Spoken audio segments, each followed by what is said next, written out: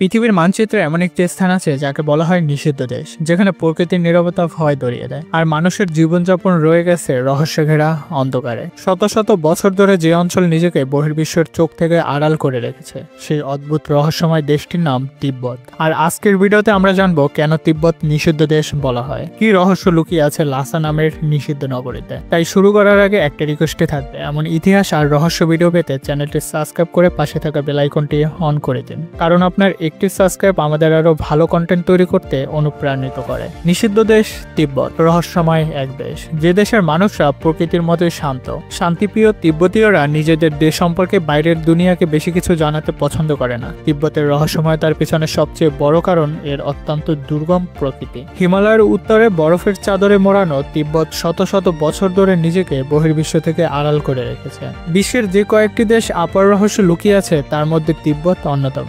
নিষিদ্ধ হিসেবে জগৎ জুড়ে কৌতূহল আছে এই দেশকে নিয়ে। তবে কেন নিষিদ্ধ দেশ তিব্বত, এই সম্পর্কে হয়তো অনেকেই জানে না। আসলে সমগ্র তিব্বত নিষিদ্ধ নয়, এর রাজধানী লাসা হলো নিষিদ্ধ নগরী। এই নগরীর মানুষরা নিজেদেরকে আলাদা করে রাখতে পছন্দ করে। সেখানকার মানুষের জীবনযাত্রাও অনেক ভিন্ন আর রোমাঞ্চকর। তিব্বত মূলত আলাদা কোনো দেশ হিসেবে স্বীকৃত নয়, এটি চীনের একটি স্বায়ত্তশাসিত অঞ্চল। যদিও অনেকেই তিব্বতীয়দের চীনের অংশ মানতে রাজি নয়। এ কারণেই 1969 সালে তিব্বতীয়রা দালাই লামার নেতৃত্বে চীনের বিরুদ্ধে স্বাধীনতা আন্দোলন গড়ে তোলে, যা শেষ পর্যন্ত সফল হয়নি। নিষিদ্ধ দেশ হিসেবে তিব্বতের পরিচিতির মূলে আছে এর বৈরব প্রাকৃতিক পরিবেশ, নিষিদ্ধতা আর অদ্ভুত জীবনযাপন। এসব কারণে তিব্বত বরাবরই মানুষের আগ্রহের কেন্দ্রবিন্দুতে ছিল। প্রবেশ অধিকার নিষিদ্ধ থাকায় মানুষ বছরের পর বছর ধরে তাদের কোনো কৌতূহল নিবারণ করতে সক্ষম হয়নি। আর এ সবকিছু মিলিয়ে তিব্বতের পরিচিতি গড়ে ওঠে নিষিদ্ধ দেশ হিসেবে। বছরে 8 মাস বরফে ঢাকা থাকে তিব্বত। পৃথিবীর উচ্চতম স্থান তিব্বত, যেখানের গড় উচ্চতা সমুদ্রপৃষ্ঠ থেকে 16,000 ফুট। উচ্চতার কারণে তিব্বতকে পৃথিবীর ছাদ নামেও অভিহিত করা হয়। উচ্চতার কারণে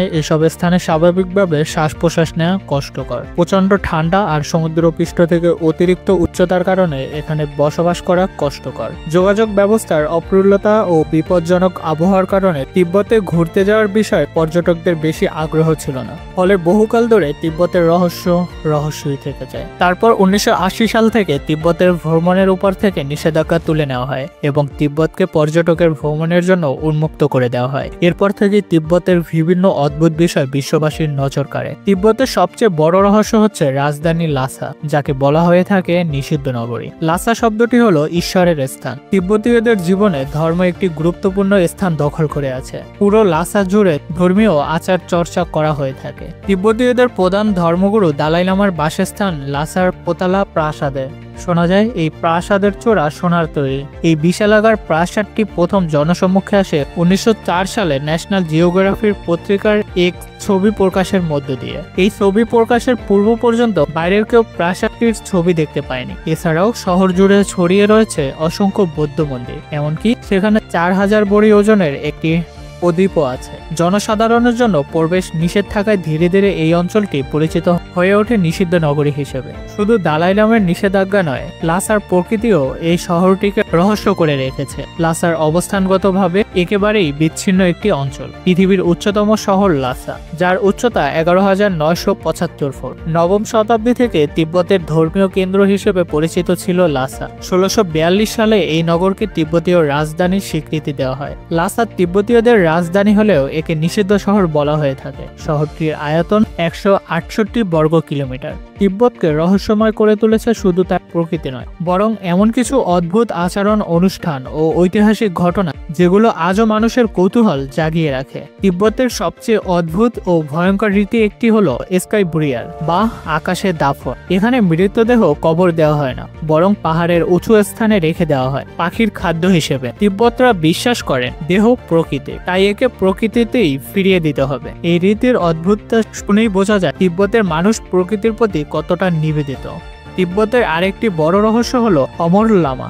এমন কিছু সন্ন্যাসীর দেহ পাওয়া গেছে যেগুলো শত শত বছর পরেও পচে যায়নি। অনেকেই মনে করেন কঠিন ধ্যান, বিশেষ খাদ্য অভ্যাস ও ভয়ঙ্কর ঠান্ডা মিলিয়ে তাদের দেহ এমনভাবে সংরক্ষিত হয়েছে যে আধুনিক বিজ্ঞানও এর সঠিক ব্যাখ্যা দিতে পারেনি। এর পাশাপাশি তিব্বতের বহু মাঠে আছে গোপন গ্রন্থাগার, যেখানে 1000 বছর পুরনো ধর্মগ্রন্থ, মানচিত্র এবং অজানা সব দলিল রাখা আছে। বাইরের কেউ এই গ্রন্থাগারে প্রবেশ করতে পারে না, কেবল নির্বাচিত সন্ন্যাসীরাই সেখানে ঢোকার অনুমতি পায়। তাই ভেতরে কি আছে আছে সেই রহস্য আজও অজানা। পোতালা প্যালেসকেও ঘিরে আছে এক অদ্ভুত গল্প। কথিত আছে এই বিশাল প্রাসাদের নিচে রয়েছে গোপন সুড়ঙ্গ, যা নাকি কয়েক কিলোমিটার দূরে অনন্য মাঠের সাথে যুক্ত। কিছু সুড়ঙ্গ এখনো বন্ধ এবং কেউ জানে না ভেতরে কি লুকিয়ে আছে। তিব্বতের কিছু এলাকাকে স্থানীয়রা মৃত উপত্যকা বলে, যেখানে অক্সিজেন এতই কম যে কয়েক মিনিটের বেশি সেখানে থাকা যায় না। হঠাৎ তাপমাত্রা 30 ডিগ্রিতে নেমে আসে, বাতাসের চাপ কমে যায় আর মাঝে মাঝে অদ্ভুত শব্দ শোনা যায়। বহু অভিযাত্রী এই এলাকায় গিয়ে আর ফিরে আসেনি, যা এই স্থানগুলোকে আরো রহস্যময় করে তুলেছে। তিব্বতের মানুষের জীবনযাপন ভীষণ অদ্ভুত। তারা বিশ্বাস করে যে কোনো শুভ কাজ করার আগে ঘন্টা বাজাতে হবে। পাহাড়ের চূড়ায় প্রার্থনার চাকা ঘোরানো বাধ্যতামূলক, কারণ তাদের ধারণা একবার চাকা ঘোরানো মানে 1000 প্রার্থনা উচ্চারণ করা। তিব্বতীয়রা ঘর বানানোর সময় ছাদের ওপরে লাল পতাকা টাঙায়, যা নাকি দুষ্ট আত্মা থেকে তাদের রক্ষা করে। এখানকার ডাক্তাররা এমন অদ্ভুত সব ভেষজ ব্যবহার করে যা পাহাড়ের গাছ, ভেষজ পাথর এবং বিরল খনিজ দিয়ে তৈরি। এই সবকিছু মিলিয়ে তিব্বত এমন এক রহস্যময় ভূমি যা আজও মানুষের নাগালের বাইরে এবং কৌতূহলের কেন্দ্রবিন্দুতে রয়েছে। 1000 বছর ধরে বরফে ঢাকা তিব্বত লুকিয়ে রেখেছে অসংখ্য গল্প, কিছু ইতিহাসের পাতায় লেখা, আর অনেক কিছু আজও অজানা রহস্য হয়ে আছে। প্রকৃতির কঠোর বাধা, অদ্ভুত বিশ্বাস, নিষিদ্ধ এলাকা এবং হারিয়ে যাওয়া অভিযাত্রীদের কাহিনী, সব মিলিয়ে তিব্বত যেন পৃথিবীর সবচেয়ে অসাধারণ এক রহস্য।